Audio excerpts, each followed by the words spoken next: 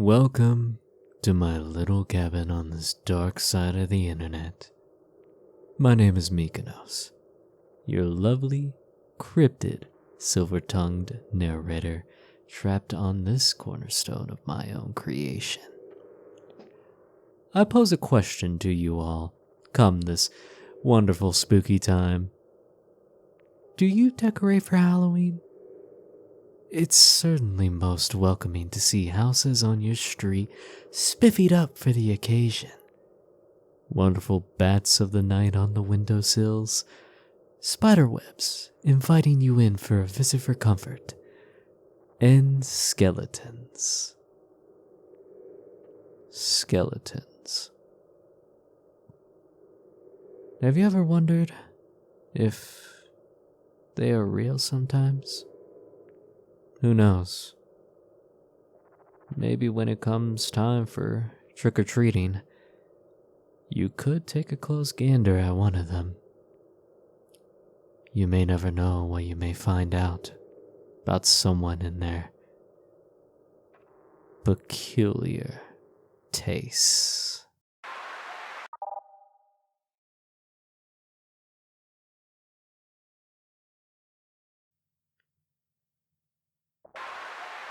Tommy Morgan did not have the best life.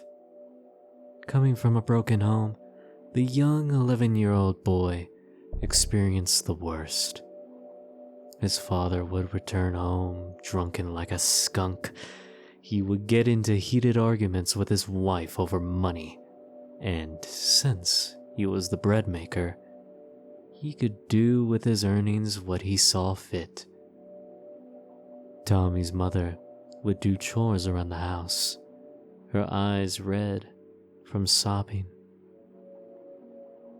Tommy himself would receive whippings from his father for the slightest of offenses.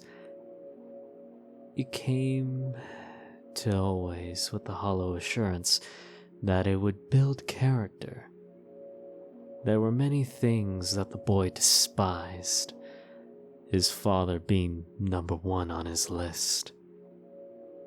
A day never went by in which he dreamed of getting revenge on him, but it was all but a fantasy. His father was big and stout. As far as Tommy was concerned, his father was unconquerable Goliath to his David. Thoughts of running away crossed his mind, but he did not have the heart to abandon his mother to the brute. He thought that he would never be able to get rid of him, at least until that day. One of the few joys Tommy had life in was Halloween. On that holiday, he could discard his miserable life and become anyone he wanted to be.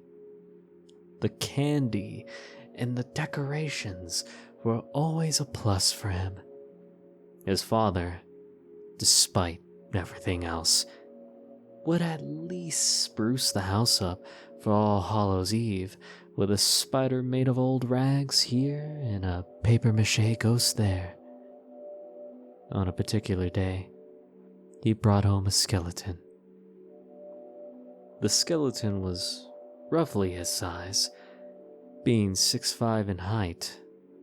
It was dry with some visible cracks around the ribs and spine.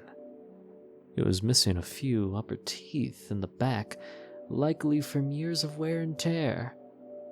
Its hollow eye sockets were jet black and devoid of life. The bones, yellow with age, made a slight thumping sound against the wall anytime Tommy's dad would swing the ancient artifact back and forth.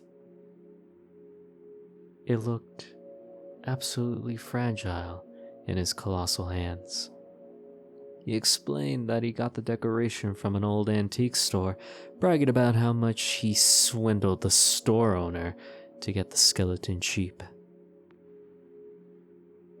He placed the skeleton in the bench on the porch and returned inside without much thought, resuming his drinking.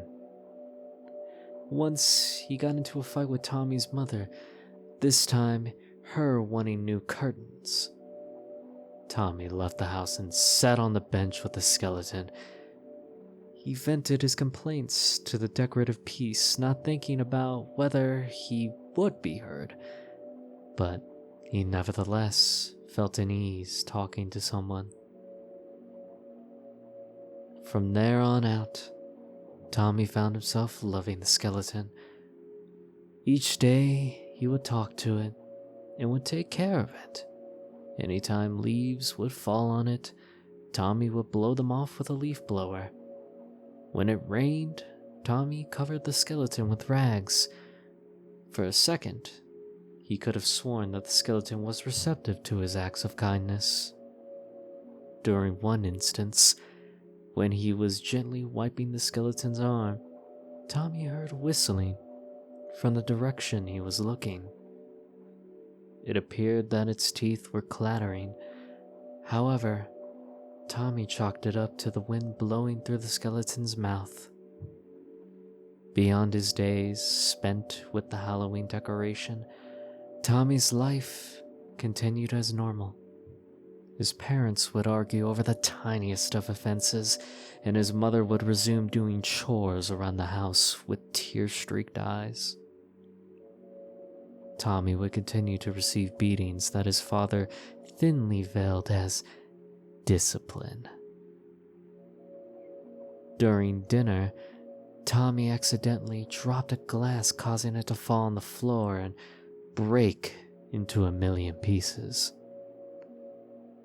As his father was beating him, there was a sudden thumping coming from the porch.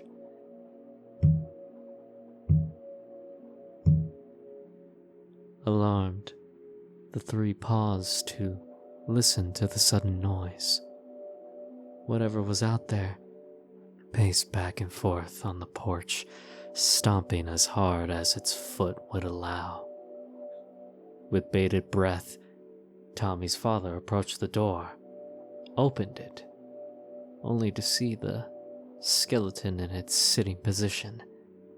Once more, it was attributed to the culprit being the wind.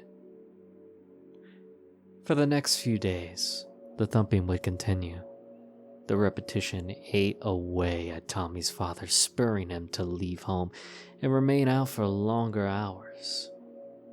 In his dreams, he was tormented by the skeleton. He would find himself in bed alone. The skeleton appeared at the foot of his bed, and it slid over his body, just coming short of his neck. His dad would wake up with a jolt and refuse to sleep the rest of the night. However, Tommy's dreams were starkly different. He would receive sweets and other confections, and his father would be far away. The skeleton would stand by looking at him in the distance. Eventually, Tommy's dad couldn't take it anymore. During a stormy night, he gathered the skeleton and tossed it in the back of his truck with little hesitation. Poor Tommy was awakened from his deep slumber, only to see that the skeleton that he cherished was being driven away. He ran to the door, but the truck bolted to life and bucked its way off the driveway. Heartbroken, Tommy returned to his bedroom and cried himself to sleep. The next day, his father returned, and so did the skeleton. Surprised at first, Tommy was grateful that his friend was back. Even more bizarre, his father was kinder. When Tommy accidentally broke a plate, instead of the whipping he was anticipating, he was given a stern but fair warning about how he could have hurt himself. There were no arguments over money, which meant that his mother was now at peace. Their marriage also improved, and the two seemed in love with each other in all of the years of their life. However, Tommy couldn't help but notice that his father was acting weird. He moved as if he was a stranger in his own skin. His legs would wobble, knees buckle from the smallest of movements. Sometimes the skin around his face would slide, forcing him to push it back up with his spare hand. His jaw would hang agape as he ate, which translated to shoving food into his mouth at the back of his throat. Tommy learned the truth on Halloween when he stared at the skeleton on the bench. There were no cracks on the ribs. In fact, instead of being ancient, the skeleton appeared to be fresh and, dare say, even more lifelike than before. It even had a full set of teeth.